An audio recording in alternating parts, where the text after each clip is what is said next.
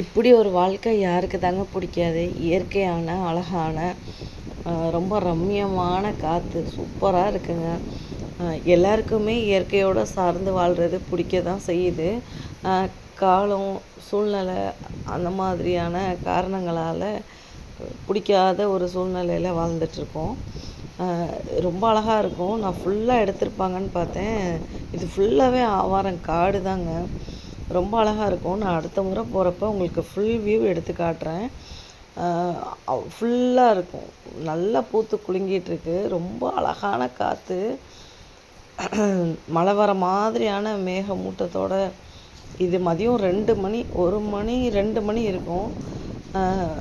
நாங்கள் ஒரு 12, 12:30 போல் போயிருந்தோம். நாங்கள் வர்றதுக்கே ஒரு 2:30 மணி அந்த மாதிரி ஆயிடுச்சு. ரொம்ப அழகாக இருந்தது. எனக்கு ரொம்ப பிடிச்சிருந்துச்சி. நான் அடுத்த முறை போகும்போது உங்களுக்கு காட்டுறேன். உங்களுக்குமே ரொம்ப பிடிக்கும். மருதாணி ஷாம்பு இருக்குது நம்மக்கிட்ட. முடி சரியாக வளராதவங்க, இளநரை பிரச்சனை இருக்கவங்க, பாடி ரொம்ப ஹீட் ஆகும், எனக்கு நார்மலாக எவ்வளோ எண்ணெய் வச்சாலுமே இழுத்துருது அப்படிங்கிறவங்க இந்த ஷாம்பு யூஸ் பண்ணலாம். மருதாணி, வெட்டி வேர் 2யும் நம்ம வந்து இன்ஃப்யூஸ் பண்ணியிருக்கோம். நெகம் சரியாக வளராதவங்க, நெகம் வளர்ச்சியே இல்லை, நான் ரொம்ப நீட்டாக வச்சுக்க எனக்கு பிடிக்கும், நான் நெயில் மேலே ரொம்ப கவனமாக இருப்பேன் அப்படிங்கிறவங்களுக்கு நெயில் ஆயில் இருக்குது நம்மக்கிட்ட. உங்களுக்கு யாருக்காவது தேவைப்படுது அப்படின்னா நீங்கள் வாட்ஸ்அப் பண்ணி உங்கள் ஆர்டரை ப்ளேஸ் பண்ணிக்கலாம்.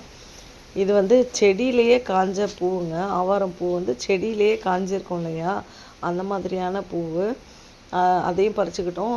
சளி தொந்தரவுக்கு குளியல் பொடிக்கு ஆட் பண்ணுறதுக்காக தும்ப இலைகள் அது கொஞ்சம் எடுத்துக்கிட்டோம். அப்புறம் வீட்டில் வந்து ட்ராண்ட்ரஃப் தொந்தரவுக்காக துமட்டி காய் தேவைப்பட்டது. ஆல்ரெடி லாஸ்ட் வீக் பறிச்சுட்டு வந்ததெல்லாம் சேல் பண்ணிட்டேன்.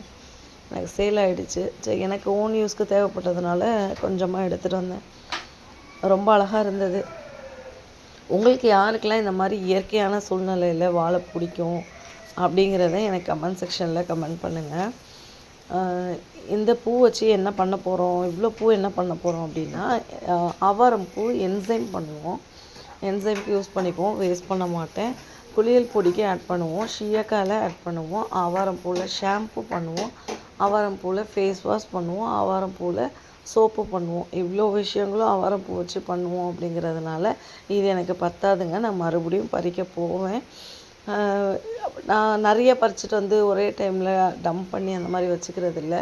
எனக்கு கொஞ்சம் கொஞ்சமாக பறித்து தனித்தனி பேட்சாக ஃப்ரெஷ்ஷாக காய வச்சு எடுத்துக்கும் போது அதிகமாக ஃபங்கஸ் ஃபார்ம் ஆகாமையும் நல்லா காய வைக்கவும் முடியுது என்னால். அதனால் எனக்கு தேவையான அளவுகளில் அப்பப்போ தான் போய் பறிச்சுக்கிறது.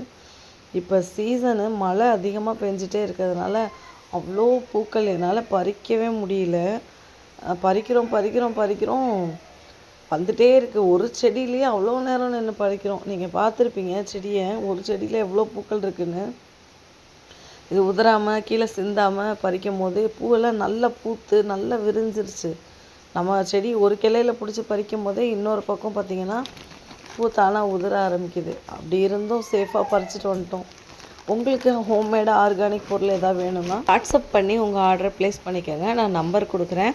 அதுக்கப்புறம் இந்த மூலம் பிரச்சனைக்காக துத்தி, இப்போ மழை சீசன்றனால இயற்கையாக கிடைக்க வேண்டிய மூலிகைகள்லாம் அதிகமாக கிடைக்குது. யாருக்காவது தேவை இருக்குன்னா சொல்லுங்கள், கொடுக்குறேன். அவரை செடி முடிஞ்சிருச்சுங்க, கொடுத்து முடிச்சிட்டேன். வேறு பக்கம் கிடைச்சா நான் இன்ஃபார்ம் பண்ணுறேன்.